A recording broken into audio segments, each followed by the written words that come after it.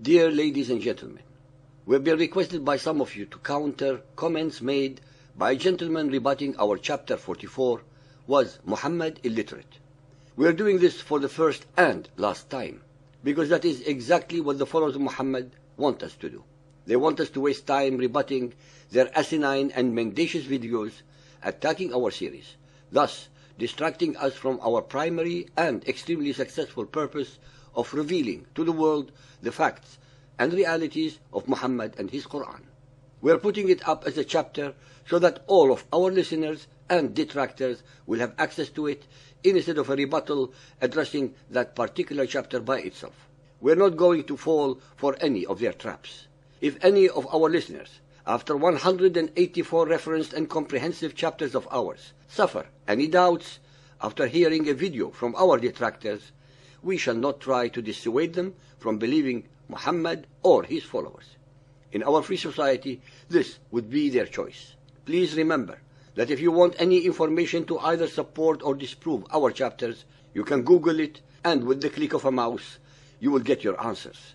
We have invariably insisted that you should use your God-given minds and investigate independently. Always be aware that the followers of Muhammad have only one form of defense, and that is deception and disinformation, just like their mentor Muhammad used to do.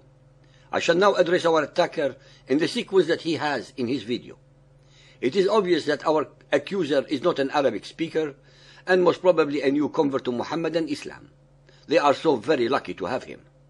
We never said that the Quran was poetry, although it has some elements in it. All we pointed out was that the illiterate poets of Arabia composed the best odes and love poems in the Arabian language decades before Muhammad, but no one ever said they were divinely inspired. Why then should the prose of Muhammad's Quran be attributed to any divinity, especially since it is full of grammatical, lexical, historical, and theological errors, as we have been demonstrating repeatedly? How is it possible that any omniscient God could possibly have revealed such errors and lies as those that fill the Quran? It is of absolutely no relevance whatsoever what the so-called Muslim scholars believe or explain, since they are only using circular logic to argue their points. They are using the very suspect Muhammad's Quran and Hadiths to prove the unprovable. It is obvious that their agenda is to deceive the ignorant and unlearned among both the believers and unbelievers. As you all know, we are limited by time to give all the references that our accuser requires.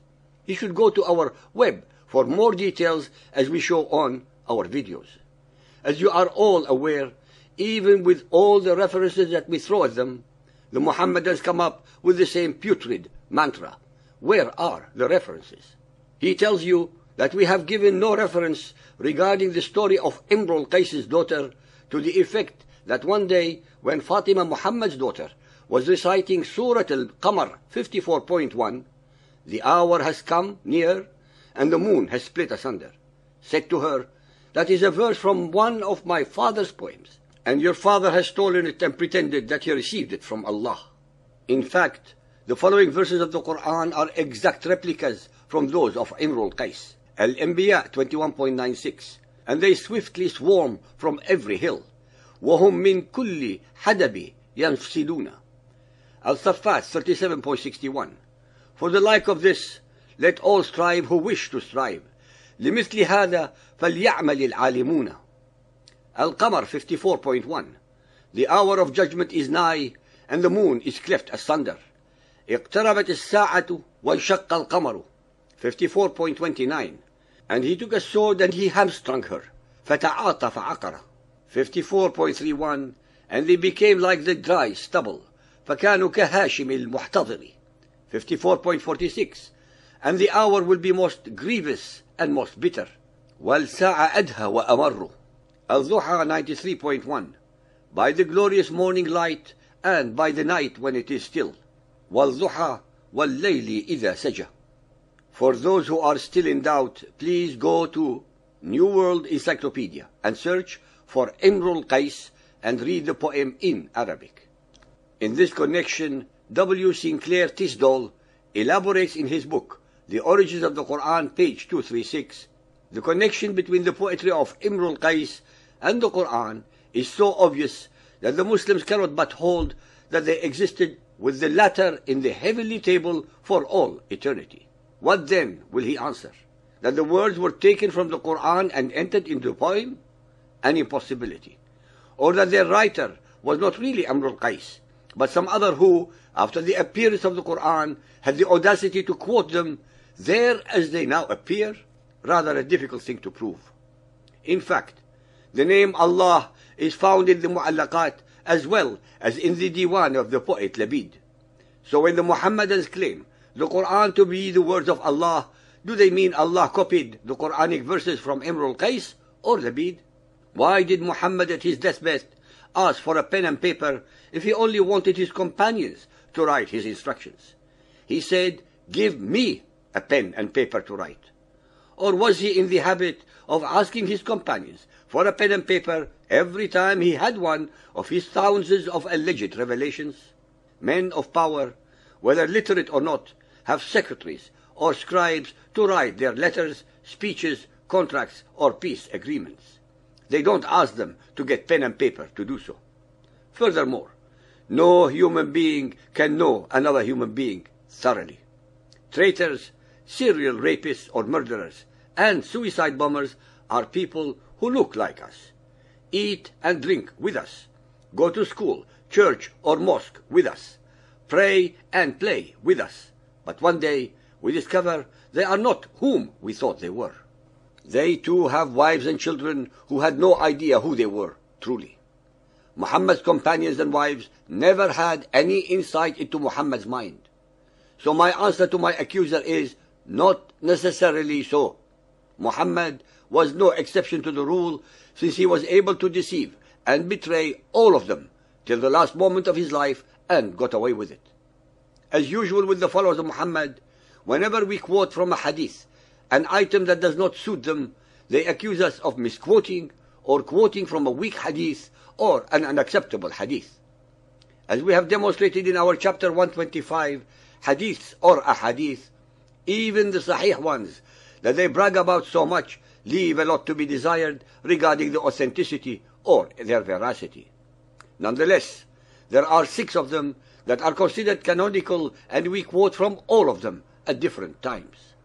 It is, after all, intermediate hadith 3834 that the suicide bombers of today believe in. Allah's Messenger said, "The martyr is married to 72 wives of the maidens with large dark eyes, and is made intercessor for 70 of his relatives." And Tirmidhi is not called Sahih. In our chapter 17, Predestination in the Quran, it is crystal clear from the Arabic of the Quran and Hadiths what it means. For our adversary to tell us what the Muhammadan scholars think or assert is totally irrelevant to the facts. It is obvious that they would do their worst to disentangle themselves from the Quranic verses that assert Allah's role in predestination. They have to, since the corollary is simple. With predestination, the Quran is a worthless scripture.